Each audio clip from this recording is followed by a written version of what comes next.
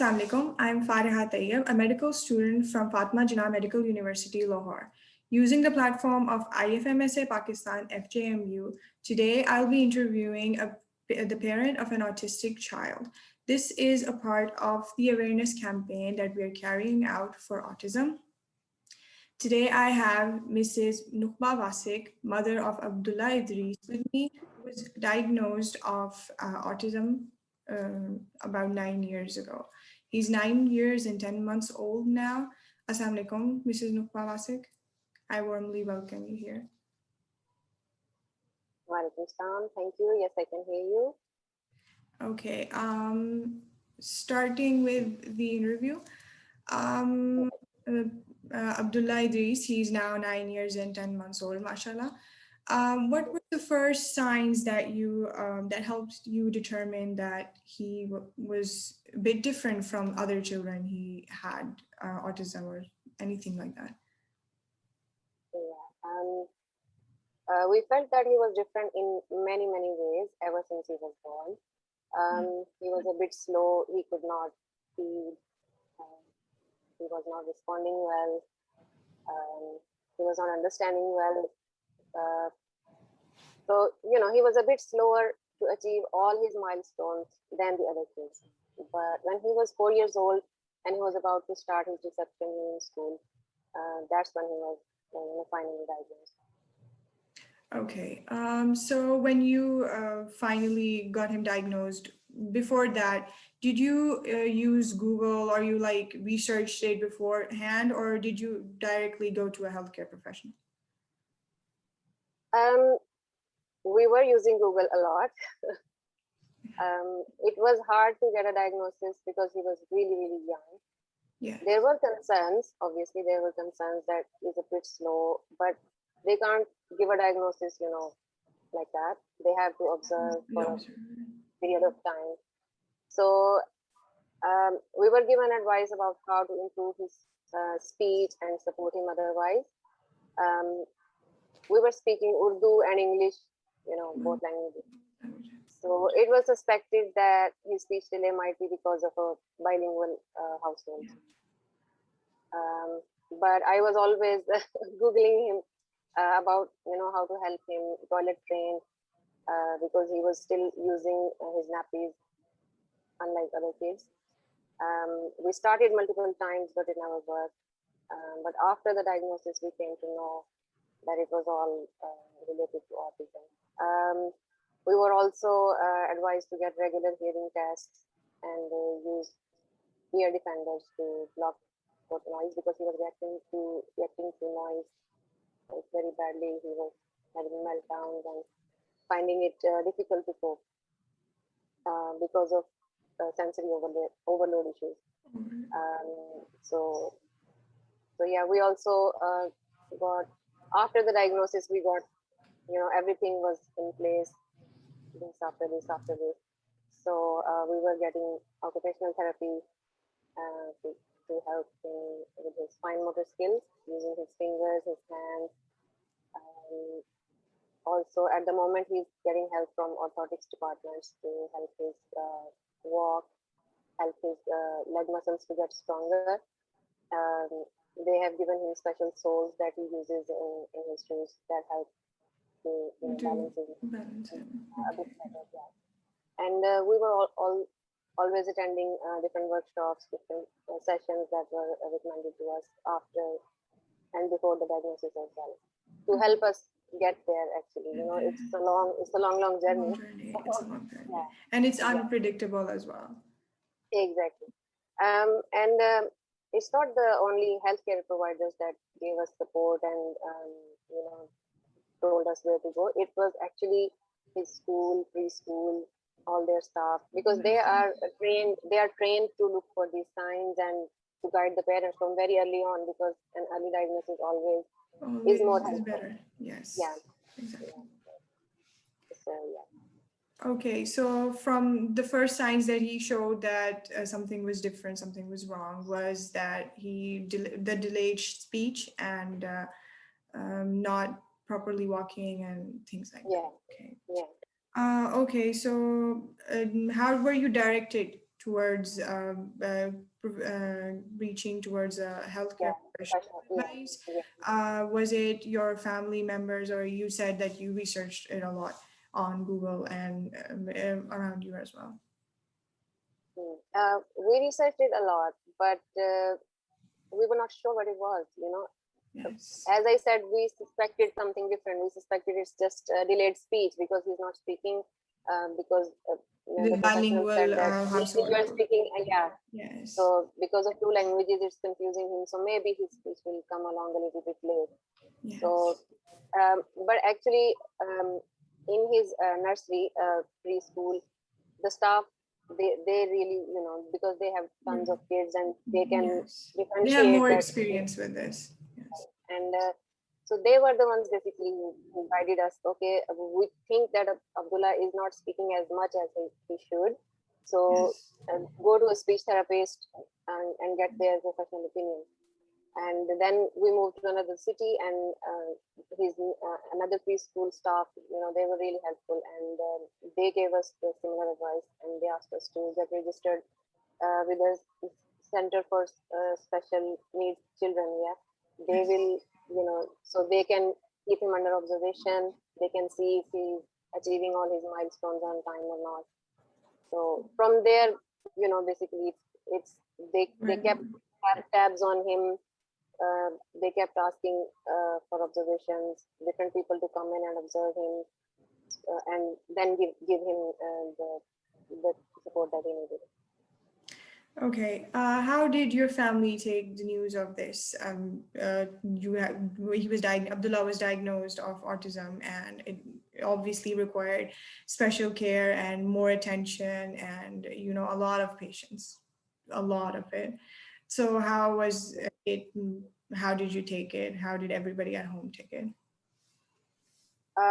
Honestly, most people didn't even know the word autism like us. I'm not gonna brag about like I was, I didn't know either because most of the It's people not that that I know, they common. don't know. Yes, They know it from us. yes. It is common, but the But we awareness aren't is not aware that of much it. common. Yes, yes. Yeah, The yeah. awareness is So low. we didn't know what was the name for it. We felt that okay, this is the issue, this is the issue, but is there a name for it? So we finally, when it was given, when Abdullah was given the diagnosis, then we, oh okay, now that all makes sense. Now we Google it. Now we tell other people, and they Google it, and it was really hard. It was really hard. It felt like when the doctors say, when the health professionals say that it's a lifelong condition, it's not gonna like it's not gonna be like it's here today and it won't be here It's not. tomorrow. There is no cure. So it was hard, but as soon as you realize it, that it's not about us, it's not about us, me or my husband or anyone else, it's about Abdullah, it's about him. So we need to stop whatever we are feeling. We need to step up, educate ourselves, get equipped, and just be there for him, to support him, Be because a it is better about him. support. It's not about us, it's about him. So we have to accept that. And if we are feeling sorry, if we are feeling miserable, if we are just depressed, oh my god, what has happened, then how can we support? So it is not about us. We have to stop whatever we are feeling. We have to stop worrying. I spent, sleepless nights. What will be his future? Will he ever be able to get a job, a family of his own? But I needed to stop myself because I was giving myself, useless torture. I needed to stop myself and step up my game for him and Him. make it Yes. about him, not make it about me. Um, Yes. and we then decided that okay, we will stop feeling whatever we are feeling. We need to be Yes. there for him, and we need to celebrate little changes, small goals that he's achieving. No matter how long he's taking to achieve them, we need to celebrate. We need to be happy for him, and we never need to forget that he's no less than any other kid. Any other child. He is just different, but he's absolutely amazing. He's absolutely amazing and awesome in his own way. Yes, So because autism is not a disability, it's just a different ability. yeah, it's just a different Okay, are you a working woman? And if you are, how was it for you and your husband the initial days? Because it was so new and you weren't expecting something like this to happen. So how was that experience? At that time, I wasn't working. I was, a At homemaker house, focusing okay. on family. But my husband was. But now I am working. Okay. As Abdullah has made lots of improvements, so I can give time to other Go, things. yes, okay. Yeah. Um, at that time, I was focusing more on helping him, being there for him. But after Abdullah was diagnosed, after a year or so, my husband started working from home, and we think that that may made a big difference because Abdullah had now two adults to talk To talk to yeah, to play with, a to bigger whatever. circle to interact with Yeah, and not confined yeah. to a So particular person. yes, yeah. So it helped a lot, and my husband has been a great support in all this time. So yeah. Well, that's amazing. Okay, is he sensitive to any particular things? Sensitive to light or sound or anything like that? And do these things change over time, or does he he's been sensitive to something since he was born and he's still sensitive to it? Um, Sensory issues are present to some degree in most autistic Most of kids. So he was really sensitive to he is still, but not to that much extent. He was sensitive to noise, light, any change in his routine, in the weather, any change basically, anything change. he would just not like it. Um, he was using ear defenders in school, in class, at break times when kids are playing and it was noisy for him, so he was using those. um, and we found out in one of the sessions that Abdullah wasn't able to sit at the dinner table because he found the noise too loud of the spoons and cutlery. The We countries. don't even notice that. We don't even Yes. notice that we are eating with spoons and stuff. So but it was so annoying to him that he would just he couldn't just sit there. So these little things, but he's not that much sensitive No. anymore. But we keep an eye. We have to keep an eye on him constantly. We can now predict that okay, his sensory overload is about to Reach its uh, maximum extent. yeah, so we take him away because before that, at airports, traveling, going somewhere, going to a friend's house, or it was all difficult because he would Right. just meltdowns, and it was really hard. We didn't know what it was, but after No. the diagnosis, we knew it was related to that. So he is mostly sensitive to and reacts to change, any change. He has recently asked me to buy the same pair of shoes that he was wearing, just a bigger size. He said, "Don't change the design. I don't like, I don't like to change things. So buy the same design, same brand, everything, just a bigger Just a size." bigger size. So we had to do that. Okay. So yeah, Okay, but no so change. what differences did you see in him that make him unique or that make him differ from other children? Um, so many, so many in every basically in every aspect of growing up. As I said, he reached his milestones, like his first step when he first started Yes, to they were crawl. very When slow and they were like, okay. yeah, they were really like different than normal. I hate to use the word normal, but you see the kids of your friends, your family. Yes, Okay, that kid is starting to he started to crawl at 6 months, and why mine is not doing that? So that but, just, yeah. So he's as I said, the milestones, all of them were achieved, but very very late. His understanding, his comprehension and response to anything, they were really slow. And he was also not able to do everyday tasks like eat by himself, hold a glass of water by himself and change his clothes. The kids are expected to change their clothes by themselves in school, but he was not able to do that. And he was still in his nappies. He was not able to tell that he needed to go to the toilet.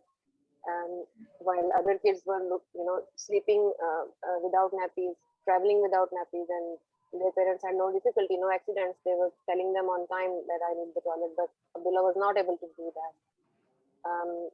So these things, these were the biggest differences that you could compare just like that. Yeah, just by And, seeing, yeah, and looking at it. yeah, and if a few kids are playing and Abdullah is with them, you would see just in a few minutes that he was not interacting with them, just using one or two words. He was really playing, playing along with them, but not playing with them. Like kids do role Okay. play. Okay, I'll be the doctor. You'll be my patient. He was not able to do any of that. He was just in his own Wasn't zone, able to basically, socialize with not them. He just. was just standing alone, Uh, doing his own thing. But yeah, he used to yeah, play, like along with them, like you just said, but not with them. yeah, but not with them. With them. Okay. Yeah. Yes, yes. Okay. Yeah. Does he have any special interests? Any hobbies or activities that he loves to do? Yeah, he was always as a child, as a baby even, if he had a phone and he would watch something with like alphabets, Any numbers or animation, something any like that, moving or substance, or cars. moving things in. Yeah, so yeah, he would just keep replaying the same thing, if we change that, he would just get upset. But basically, as a baby, he liked repetition. He would like to go through same thing again and again and again. So he liked cars, nursery rhymes, alphabets, anything that he could watch repeatedly. And then he grew up a bit more, so he started lining up blocks and just lining up cars and stuff. But as he found few more words to express himself, um, he always had a great imagination, and he liked unique and different things and ideas. So as his speech was coming along, we taught him to use Google and put his questions and imagination to Work. in search bar and see what comes up as a result. So like he would search a flying car. Like he would not search a car, he would like search a flying car, Flying like a car. car that could fly, and a bus that can float. He would search a floating bus, or he would search a toilet helicopter helping people stuck in traffic. Different and unique That and is so imaginative. creative. Like we Yeah, as normal people can't think of these kinds of things. I don't think so. In yeah, normal life, we do think of these kinds of yeah, things. yeah, yeah. And That's just very one. creative. Yeah, and as his speech kept coming along, one word to two words to three words, he was actually changing stories. Like if he learned a story in school, he would come back to the house and he would tell it a different way. Like he would add more characters to it, or add his favorite things like rainbows and stuff into that. So he was always using his Very brain creative. That's very good. to change things. That's it. Yeah.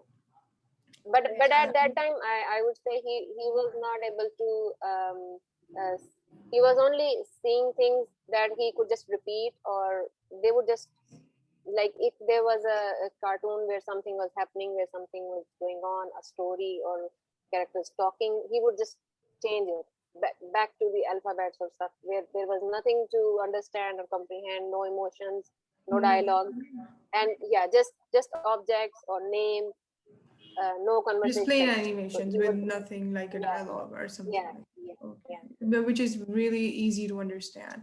yeah. So yeah, he would not comprehend conversations where a character is going through something. So it was difficult for him at that time. Okay, what is his behavior with other children? And you just told us that he attended school as well. So does he enjoy going to school? He has always loved school, and he the staff and students, everybody loved him because he was really bubbly and cheery and always giving hugs to everyone that that he knew or didn't know anyone. Um, but he had hard days where he didn't want to go. He would have meltdowns, and it was hard for him to make friends, basically have conversations. He And you said initially you had changed one cities or as one or well, and you changed school. yeah, and yeah, initially it was hard for him to play with. As I said, he was playing along with other kids, but not playing with. But he started playing with a couple of kids, and he would only play with them. But एक से eventually, Mrs. sorry. Vasik, we are running out of time. Just a second. Okay, okay. Okay, so you were telling about his behavior with other children in school. He loves to hug anyone and everyone. Yeah, yeah. That shows At, that he's friendly, like to some yeah, extent, when he has yeah. good days. And then you said that he had these. Because he was not able to use his words to express himself, so he was showing his affection by hugging people and just Conveying his message by things that he could do instead of. yeah. So actually, we had to teach him through social stories, and school did that as well, to not give hugs to everyone because hugs are not for everyone. Yes, He exactly. would even give a hug to a postman who come to our house to deliver mail. He would even go and hug him. So we He's had a to loving kid. stop it. Yeah, yeah. But he as his speech came along, he started using his words. Then he started to be more friendly, more included, in the real sense. Like he was still he was not still playing with them even last year. There was an observation by a professional, and they said the same thing. That he's still not playing with them, but it has improved a lot. He's interacting with them a lot, and he loves them. In He the doesn't lockdown, need he words to said, express that he loves them. yeah, but now he's actually having conversations with them, actual conversations, and now he's playing with them. He has more than just a couple of friends now. He has many friends basically. So he has improved a lot in this Sense. Okay. What would you like us to know about his sibling relationship? Yeah. We had our daughter when Abdullah was 3, and he wasn't diagnosed yet.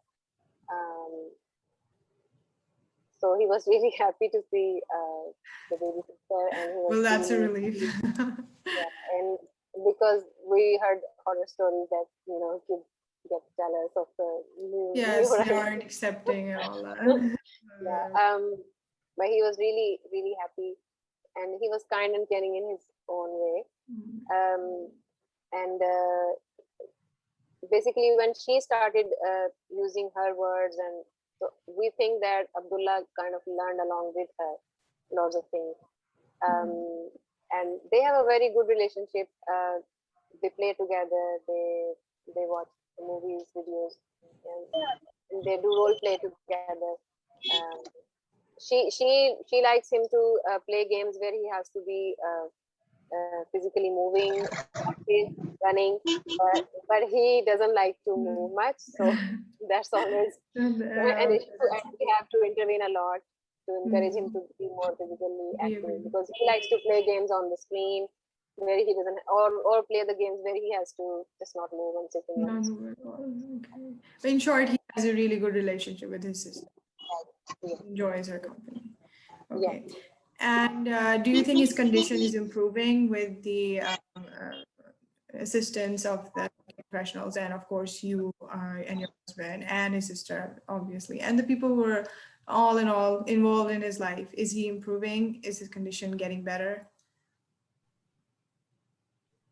Oh yes, definitely. Seeing where he is today, how long he has come, it just makes us emotional and really proud. And it would not have been possible without all the help that we got from the healthcare professionals and from the school, because school, parents, and the healthcare system, they all need to work together for the child. If any of this is missing, the child will be left behind. I'm just grateful because the school provided one-to-one assistant that was, who was with him all day. He was spending, like any other child, he was spending 7 hours or something in school every day. So he learned a lot from them, and they made IEPs. They call them IEPs, individualized educational plans. Because they thought that Abdullah can't, do the stuff that rest of the class is doing. So they made an individualized plan for him, is individual tasks for him, and they would discuss everything with us.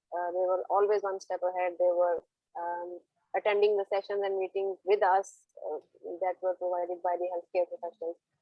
So it was just, a combination of all of this. That it was a group work, it was a teamwork, and yes. It wouldn't have been possible if even a single group of people. Yeah, exactly. So, but he has improved a lot, and it is a result of all of these efforts. He has improved a lot. Okay, and what suggestions would you advise from our platform to aware people about autism and the steps that we as healthcare professionals can take here in Pakistan? Because the condition here is Not ideal. I know. not ideal at all. And I am talking a little bit about autism, but it's nothing to be. I'm not bragging or something. I didn't know anything. Yeah, I had all those misconceptions and wrong things in my head. I needed to unlearn a lot, and relearn a lot of first thing is it starts.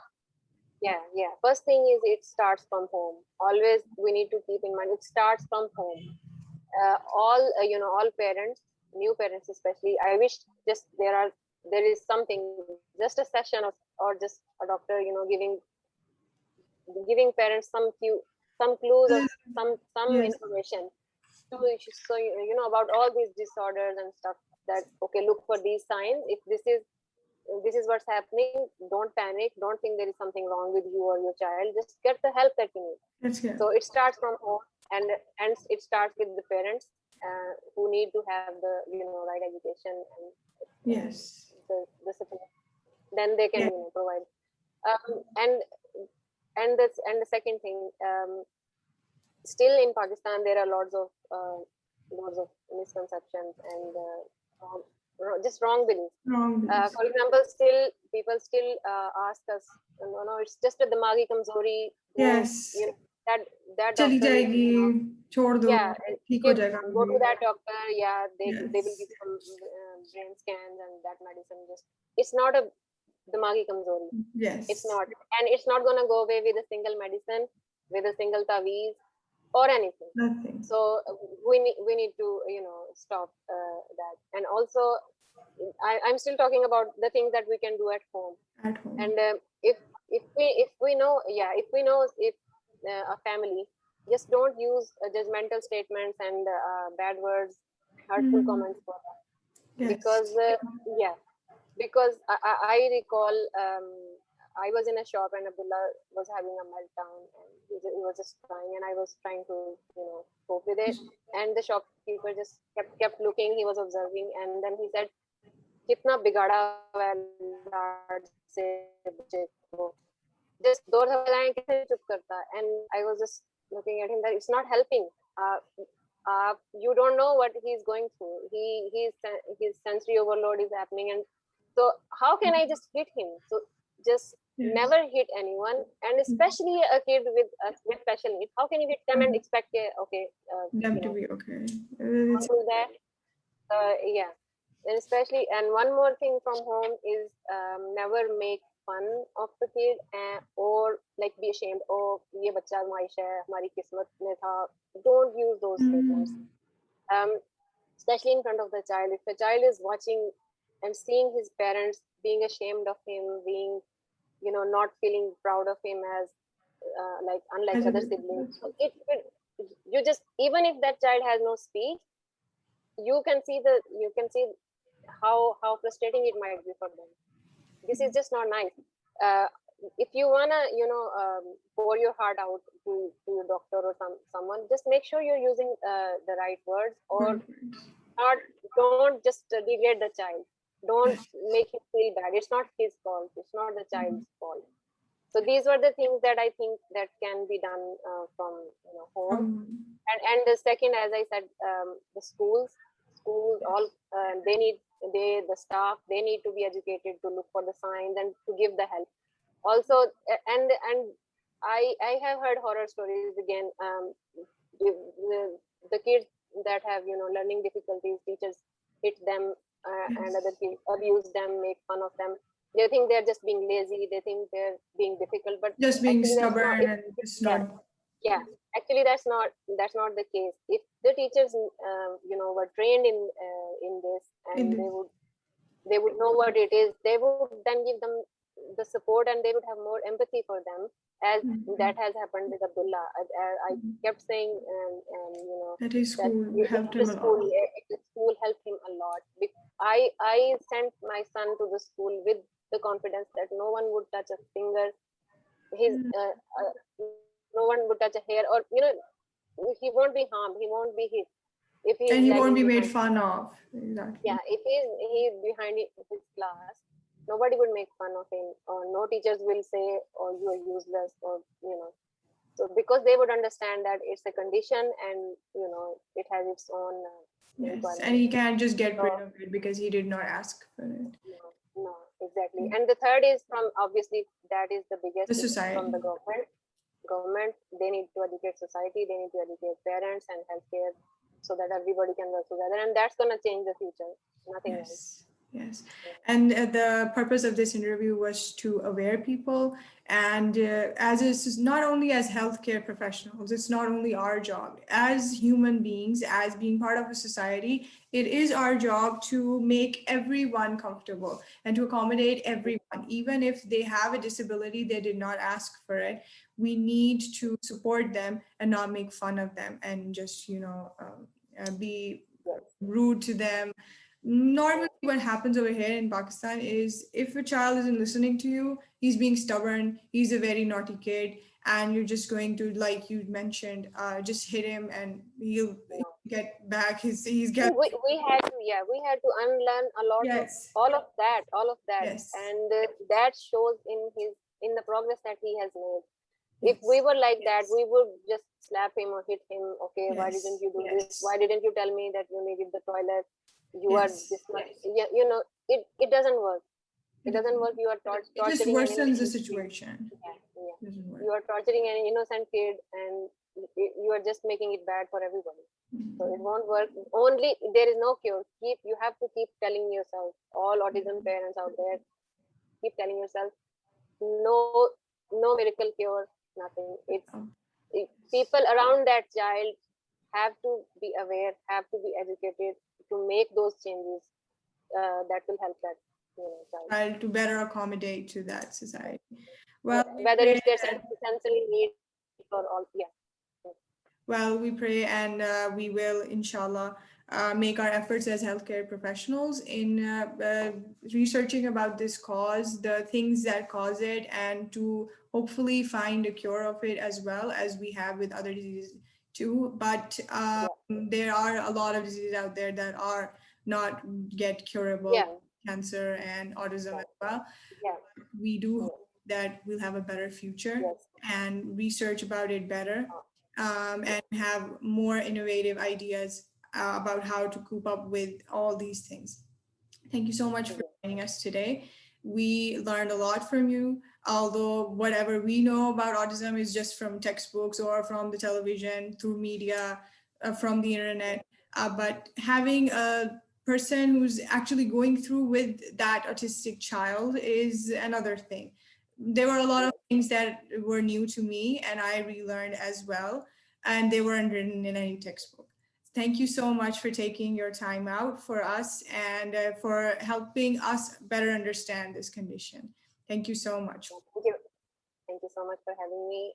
I was really happy to do that. I hope it helps a lot of parents and health professionals and Inshallah. anyone. Inshallah.